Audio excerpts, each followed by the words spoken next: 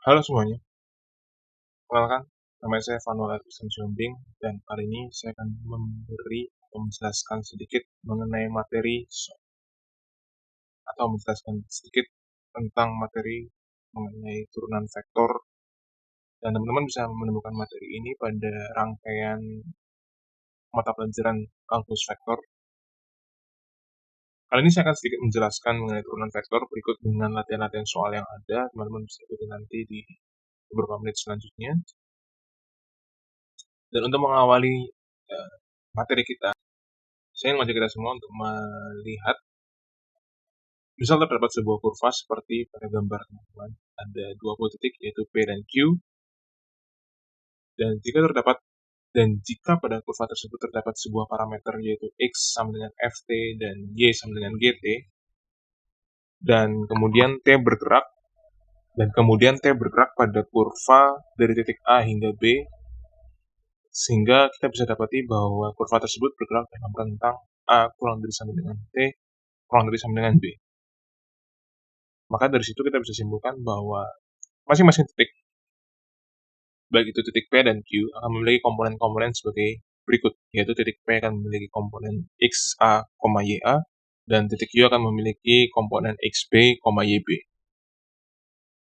Dan dari situ teman-teman kita bisa tuliskan bahwa pada kurva tersebut memiliki vektor dengan komponen yaitu Ft pada komponen I dan Gt pada komponen J. Dari persamaan tersebut, kita bisa ambil sebuah kesimpulan lain. Kita misalkan jika Ft dan Gt itu memiliki limit di titik S, maka secara otomatis vektor Rt juga akan memiliki limit yang sama. Dan dari pengertian tersebut, kita bisa tuliskan limit untuk T mendekati S pada vektor R, maka komponen-komponen juga akan memiliki limit yang sama, yaitu limit untuk T mendekati S pada Ft komponen I, dan juga limit untuk T mendekati S Gt pada komponen J. Kemudian, jika kita bisa mendapati sebuah turunan dari vektor Rt dapat didefinisikan sebagai turunan vektor Rt terhadap waktu itu sama dengan limit H mendekati 0 untuk vektor Rt ditambah H dikurangi Rt dibagi H. Maka definisi tersebut pun akan berlaku bagi komponen-komponennya, sehingga akan terbentuk limit H mendekati 0 untuk Rt ditambah H dikurangi Rt dibagi H akan sama dengan limit H mendekati 0 untuk Ft ditambah H min Ft per H pada komponen I, dan juga limit H mendekati 0 untuk Gt ditambah H min Gt per H untuk komponen J. Kemudian dari persamaan tersebut akan diperoleh bentuk yaitu dr per dt itu akan sama dengan dft per dt untuk komponen I ditambah dgt per dt untuk komponen J. Nah, kemudian untuk turunan vektor itu sendiri juga memiliki sifat-sifat tertentu seperti yang teman-teman bisa lihat pada gambar. Dan sifat-sifat turunan ini biasanya akan sering digunakan pada soal-soal maupun rangkaian-rangkaian turunan vektor yang akan kita temukan pada kehidupan sehari-hari, gitu teman-teman. Nah, sekarang kita kembali lagi kepada kurva yang kita temukan di awal tadi, di mana kita melihat ada sebuah kurva dengan titik P dan titik Q. Kita misalkan ada sebuah partikel yang bergerak pada kurva tersebut dari titik P menuju titik Q. Kita bisa lihat ketika partikel berada di titik P, maka partikel tersebut akan memiliki vektor R1. Dan ketika partikel tersebut bergerak menuju titik Q, maka di posisi tersebut, partikel akan memiliki vektor posisi R2. Artinya teman-teman, partikel tersebut mengalami perpindahan posisi dari titik P menuju titik Q, sehingga artinya teman-teman, partikel tersebut mengalami pergerakan dari vektor R1 menuju R2 atau dari titik P menuju titik Q dengan selang waktu H. Maka kita bisa tuliskan ketika berada di vektor R1, kita akan tuliskan RT, dan ketika berada di titik Q atau R2, maka vektor posisi R2 kan kita bisa tuliskan RT ditambah H. Sehingga dari situ kita bisa tuliskan bahwa kecepatan sesaat vektor tersebut akan bernilai limit H mendekati 0 vektor RT ditambah H dikurangi vektor RT dibagi dengan H. Untuk vektor RT ditambah H dikurangi vektor RT itu adalah perpindahan si partikel dari titik P menuju titik Q, sedangkan H adalah selang waktu yang diperlukan oleh partikel tersebut. Sehingga kita bisa dapati bahwa kecepatan saat vektor tersebut akan sama dengan turunan pertama dari vektor RT terhadap waktu. Dan dari persamaan ini, jika vektor RT memiliki komponen Ft pada komponen I dan Gt pada komponen J, maka kita bisa tuliskan kecepatan saat vektor tersebut akan sama dengan turunan pertama dari vektor R terhadap waktu. Sama pula dengan turunan pertama dari komponen Ft di komponen I, ditambah dengan turunan pertama dari Gt pada komponen J. Kita bisa dapati ini. Untuk persamaan limit ini kita gunakan persamaan seperti yang kita awal tadi lihat, bahwa ketika sebuah vektor memiliki nilai limit H mendekati 0, atau nilai limit berapapun itu, maka komponen-komponen juga akan memiliki nilai limit yang sama. Sehingga kita bisa dapati kesimpulan bahwa ketika vektor RT diturunkan terhadap waktu, maka komponen-komponen yang menyertainya juga akan sama memiliki turunan terhadap waktu.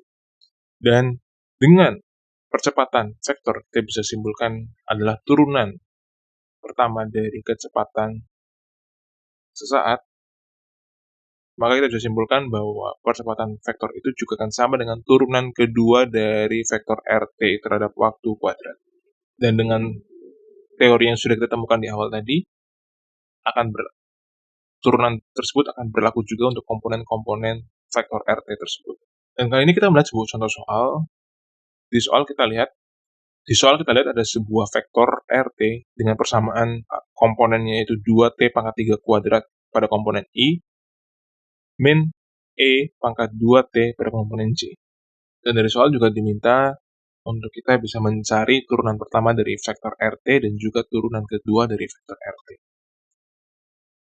Untuk menjawab pertanyaan yang pertama, untuk mencari turunan pertama dari vektor RT, kita bisa tuliskan turunan vektor RT diturunkan terhadap waktu itu sama dengan turunan dari masing-masing komponennya, yaitu turunan terhadap 2T pangkat 3 kuadrat pada komponen I, kita kurangi dengan turunan terhadap E pangkat 2T pada komponen J. Sehingga kita dapati nilai-nilai turunan pertamanya yaitu 8T ditambah 12 komponen I, kita kurangi dengan 2E pangkat 2T komponen J. Itu untuk turunan pertama dari vektor RT. Kemudian untuk turunan kedua dari vektor RT tersebut, kita bisa tuliskan bahwa hasil turunan pertama tadi kita turunkan lagi terhadap T. Kita bisa simpulkan bahwa turunan kedua dari vektor RT itu akan sama dengan turunan selanjutnya dari turunan pertama tadi. Sehingga ketika 8T ditambah 12 pada komponen I min 2E pangkat 2T pada komponen J kita akan turunkan lagi terhadap waktu, kita akan dapati persamaan vektor untuk turunan keduanya yaitu 8I min 4E pangkat 2T J.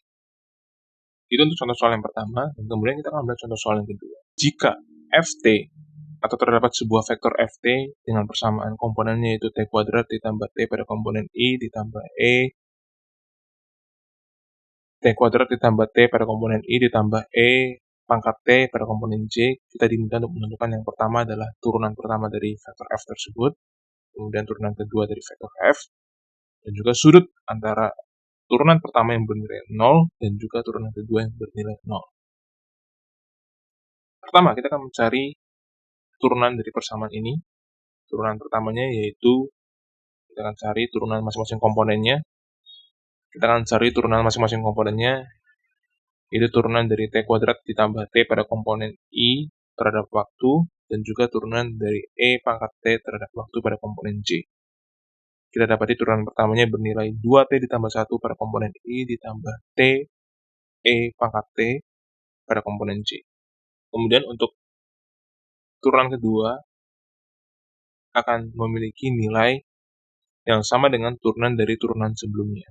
Sehingga turunan sebelumnya tadi kita akan turunkan lagi. Kita dapatnya nilai 2 pada komponen I ditambah T kuadrat E pangkat T pada komponen J.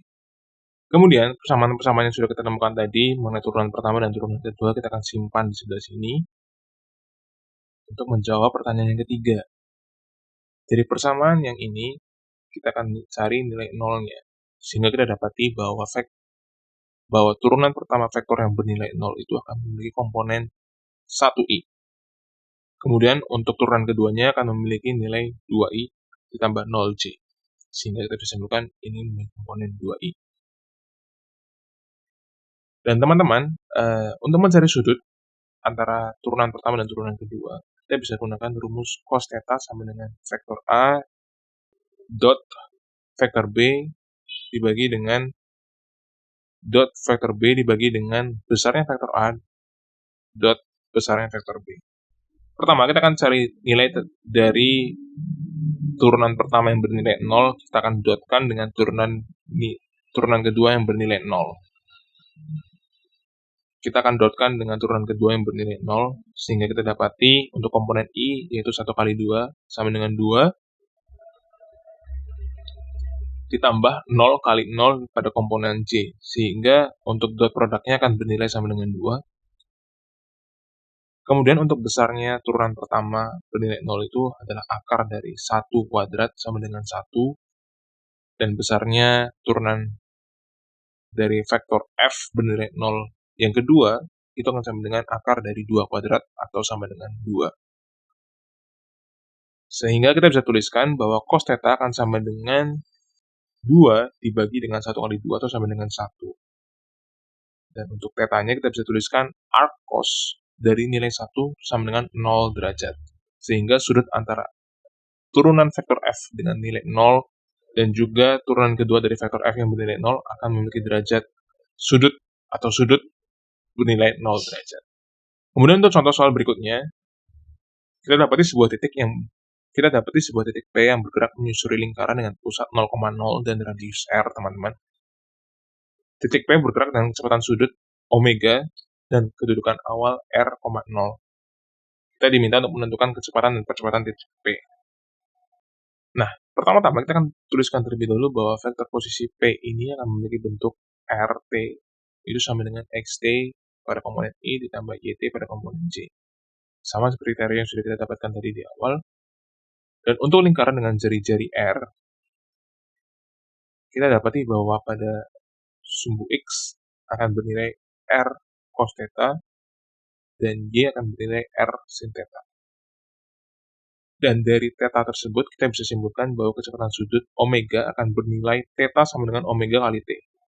Sehingga dari 3 pernyataan ini, kita akan bisa tuliskan bahwa vektor RT akan memiliki vektor posisi atau komponen-komponennya adalah R cos omega T pada komponen I ditambah R sin omega T pada komponen J.